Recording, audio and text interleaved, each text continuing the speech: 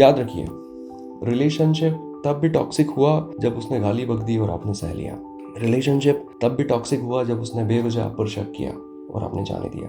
Relationship तब भी toxic हुआ जब उसने आप पर बेवजह हाथ उठाया, बाद में सॉरी कह दिया और आपने मान लिया। रिलेशनशिप तब भी टॉक्सिक हुआ जब उसने हमेशा खुद का सोचा और आपने परवाह नहीं की।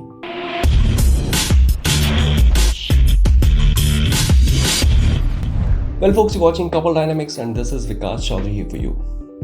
लास्ट वीडियो में हमने जॉनी डेप और एम्बर हर्ड के बारे में देखा। आप में से कई सारे लोग उनके बड़े फ़ैन हैं, जॉनी डेप वगैरह के, और मैं समझता हूँ इस बात को कि आप उनकी हर बात को जानना चाहते हैं, उस केस में क्या चल रहा क्या नहीं, आप उस पर नज़र बनाए रखना चाहते हैं। पर क्या ये इम्पॉर्टेंट नहीं है कि एक इतना बड़ा केस जो हमारे सामने चल रहा है, जो रिलेशनशिप से रिलेटेड है, उससे कुछ बातें हम भी सीख सकें।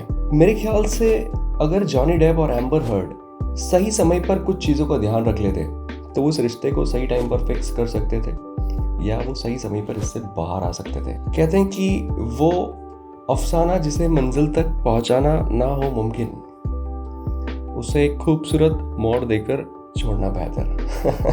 कहने का मतलब ये है कि अगर हम कोई चीज़ को ठीक नहीं कर सकते तो हम उसे ठीक तरीके से ख़त्म तो कर सकते हैं। इतना कॉम्प्लिकेशन आ जाना कि आज ये स्थितियाँ बन गई है कि कोर्ट में केस चल रहा है, दोनों की जिंदगियां दांव पर लगी है, ये थोड़ी दिक्कत वाली बात है।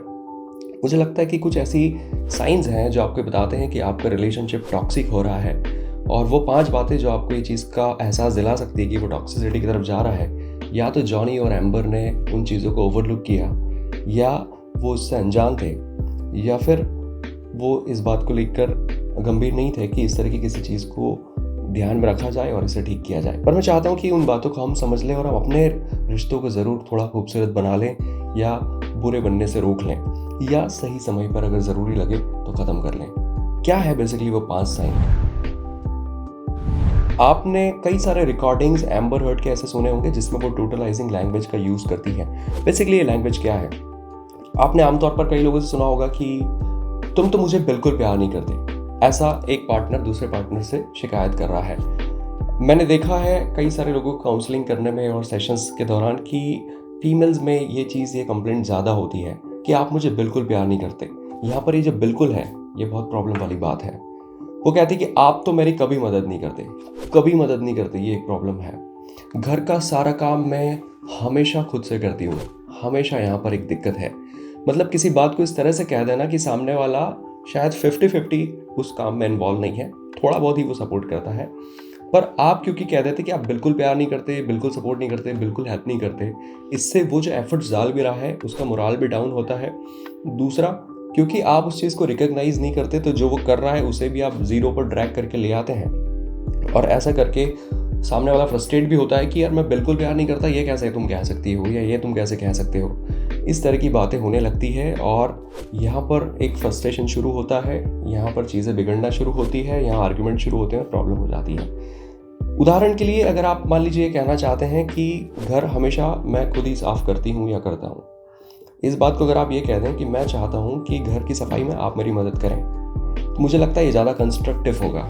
अगर आप कहेंगे कि ज़्यादा मदद करें, मैं ये चाहता हूँ या चाहती हूँ, तो सामने वाला इस बात के लिए मना नहीं कर पाएगा, शायद वो इन्वॉल्व हो जाएगा। पर अगर आप ये कह दें कि आप कभी भी घर की सफाई नहीं करते, यहाँ पर प्रॉब्लम्स है।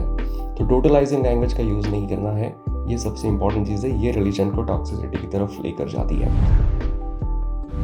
जो सेकंड चीज़ है वो ये कि लोग स्कोर मेंटेन करते हैं, या फिर कह दें कि एविडेंसेस गैदर करते हैं इस बात के कि सामने वाले ने कुछ गलत कर दिया है। अब इसकी 2 वजह हो सकती हैं। सबसे पहला, आप देखिए कि कुछ लोग ऐसे होते हैं अपने बिहेवियर में कि कोई चीज़ उन्होंने करी है और वो मानने से ही मना कर देते हैं। मैंने कई लोगों को इस तरह का बिहेवियर कैरी करते देखा है कि कोई चीज़ उन्होंने की और बाद में जब उन्हें कहा गया कि आप ऐसा करते हो, तो मैं तो ऐसा नहीं करता, और इस चीज़ को एक एविडेंस की तरह दिखाने के लिए सामने वाला कोई ना कोई प्रूफ अपने पास रखता है कि ये रिकॉर्डिंग देख लो, या ये फोटो देख लो, या ये वीडियो देख लो। जैसा आपने एम्बर हर्ड को भी देखा होगा कि वो वीडियोस रिकॉर्डिंग्स बना रही हैं। ये भी गड़बड़ है कि आप इस तरह का बिहेवियर ना रखें।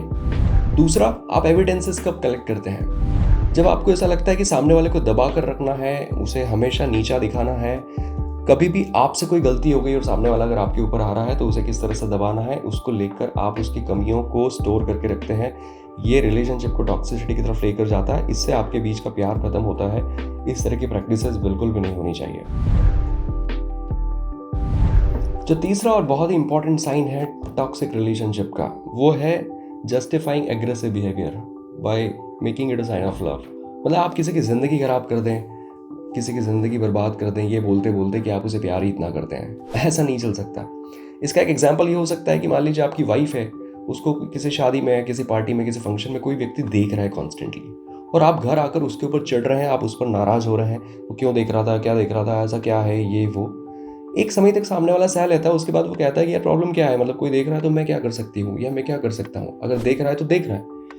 अब यहाँ पर बहस शुरू होती है, आर्ग्यूमेंट शुरू होता है, और इवेंचुअली वो व्यक्ति रियलाइज करता है कि वाकई में सामने वाला क्या कर सकता है अगर उसे कोई देख रहा है। तो वो ये कहता है कि यार मैं आपको प्यार ही इतना करता हूँ कि कोई और आपकी तरफ देखे मुझे सहन नहीं होता। बट ऐसा प्यार किसी काम का नहीं है कि आप इसके लिए सामने वाले पर झल्ला जाएं, उसे डांटने लग जाएं, या उसे आप बुरा बना दें, या फिर आप रिश्ते की जो फ्रिक्वेंसी है या जो जिस ट्यूनिंग जो चल रही है उसको आप गड़बड़ करें। इस तरह की चीज़ें हम अपना एग्रेसिव बिहेवियर जब जस्टिफाई करने की कोशिश करते हैं बोलकर कि मैं आपसे प्यार ही इतना करता हूँ तो ऐसा तो हो ही सकता है, मैं आपसे प्यार ही इतना करता हूँ कि मुझे आप ही चाहिए पूरे टाइम, राइट। अब आप ही चाहिए पूरे टाइम में सामने वाले के पास तो स्पेस है ही नहीं, ना आप उसे स्पेस दे रहे हैं ना टाइम दे रहे हैं, ये प्रॉब्लम है। इस तरह की चीज़ों को आपको अपने रिलेशनशिप में नहीं होने देना चाहिए। And the fourth sign of toxic relationship is constant negative energy. मैंने ऐसे कई लोगों को देखा है जिन्हें अगर किसी भी बात में डिसएग्रीमेंट हुआ है, या किसी भी बात में उनकी मन की नहीं हुई, या कोई उनकी एक्सपेक्टेशन फुलफिल नहीं हुई, तो वो मुंह चढ़ाकर घूमते रहते हैं, वो नेगेटिव बने रहते हैं, उन्हें अच्छा नहीं लगता। ऐसा ज़्यादा तब होता है जब कोई बात आपको अच्छी नहीं लगी और आप शेयर भी नहीं करते अपने पार्टनर से। और क्योंकि आप शेयर नहीं करते और सामने वाला अगर समझ गया तो ठीक, नहीं समझ रहा है तो आप इसलिए भी मुंह चढ़ाकर घूम रहे हैं कि सामने वाले के समझ में ही नहीं आ रहा है, मुझे बुरा लग रहा है। इस तरह की चीज़ें होती रहती है। इस वजह से क्या होता है, एक नेगेटिव माहौल आप क्रिएट कर देते हैं, और ये चीज़ आपके पार्टनर को आपसे दूर करती है। कई बार मैंने ऐसे कपल्स को देखा है कि एक हस्बैंड या वाइफ इसलिए घर नहीं जाना चाहते क्योंकि घर पर उनका पार्टनर है, राइट, और उस इंसान के साथ रहना ही इतना टॉक्सिक हो गया है कि वो उसकी शक्ल ही देखना पसंद नहीं करते। मुझे ऐसा लगता है कि इस तरह की नेगेटिव एनर्जी अगर आप स्प्रेड करते हैं, या आप बातों को सही समय पे शेयर नहीं करते, या आप अपने सेंटिमेंट इमोशन रखते नहीं बाहर खुलकर, तो आपको ये चीज़ करनी चाहिए। और इस तरह की नेगेटिव एनर्जी अपने इर्द गिर्द होने से आपको थोड़ा सा केयरफुल रहना चाहिए। जो पांचवी और सबसे महत्वपूर्ण चीज़ जो मुझे लगती है, जो मेरे जहन में आई, वो ये कि कई बार हम प्यार के नाम पर चीज़ों को सहते चले जाते हैं। हम प्यार के नाम पर एक ऐसे आशिक बन जाना चाहते हैं जिस पर जो भी हो रहा है होते रहे, हम सह लेंगे। एक ऐसे अंधेरे में जहाँ पर उजाले की उम्मीद नहीं, एक ऐसे अंधेरे में जहाँ पर कुछ अच्छा होने की या उस रिश्ते के ठीक होने की कोई उम्मीद नहीं, पर हम उस अंधेरे से अपने आप को दूर भी नहीं करना चाहते, हम अपनी ज़िंदगी बर्बाद कर लेना चाहते हैं। ऐसे किस्से अक्सर कहानियों और फिल्मों में ही ठीक लगते हैं। मुझे लगता है कि ज़रूरत से ज़्यादा आशिक बन जाना, ज़रूरत से ज़्यादा चीज़ों को सहना भी हमारे रिश्ते के लिए दिक्कत है। याद रखिए, रिलेशनशिप तब भी टॉक्सिक हुआ जब उसने गाली बक दी और आपने सह लिया। रिलेशनशिप तब भी टॉक्सिक हुआ जब उसने बेवजह आप पर शक किया और आपने जाने दिया। रिलेशनशिप तब भी टॉक्सिक हुआ जब उसने आप पर बेवजह हाथ उठाया और बाद में सॉरी कह दिया और आपने मान लिया। रिलेशनशिप तब भी टॉक्सिक हुआ जब उसने हमेशा खुद का सोचा और आपने परवाह नहीं की। रिलेशनशिप तब भी टॉक्सिक हुआ जब उसने एफर्ट्स डालने बंद कर दिए पर आपने हार न मानी। मैं यह नहीं कहता कि रिश्तों को ख़त्म कर दें, मैं बस ये कहता हूँ कि अगर रिश्तों को सही समय पर हमने रिकॉग्नाइज नहीं किया कि वो टॉक्सिसिटी की तरफ जा रहा है, या हम ज़रूरत से ज़्यादा चीज़ें बिगड़ रही है और हमने उसे ठीक करने की कोशिश नहीं की, तो शायद ख़त्म कर देना ही एक ऑप्शन रह जाएगा। अदरवाइज वो केस इतना बिगड़ जाएगा जैसा हमने जॉनी डेप और एम्बर हर्ड को देखा। क्या इन लोगों के बीच में ये इतना वायलेंट हो गए, इन्होंने एक दूसरे को इतना एब्यूज़ किया, इतनी सारी परेशानी हो गई। आपको नहीं लगता कि सही समय पर सही स्टेप लेते तो शायद या तो ये फिक्स कर लेते चीज़ों को, या पहले ही अलग हो जाते? पर क्योंकि उन चीज़ों को ओवरलुक किया गया और आज इतने कॉम्प्लिकेशन क्रिएट हो गए, क्यों ना हम अपने रिश्तों में इन बातों का ध्यान रखें और टॉक्सिसिटी की तरफ कोई भी रिश्ते को जाने से बचा लें। मेरे ख्याल से ये वो 5 साइन है जिसके बारे में आपको बेहद ही गंभीरता से सोचना चाहिए, या इसे अपने चेकलिस्ट में रखना चाहिए कि ऐसा तो आपके रिलेशनशिप में नहीं हो रहा। मेरे हिसाब से आज की इस वीडियो में मुझे यही बताना था। That's all about today. Thank you so much. God bless you and have beautiful relationships.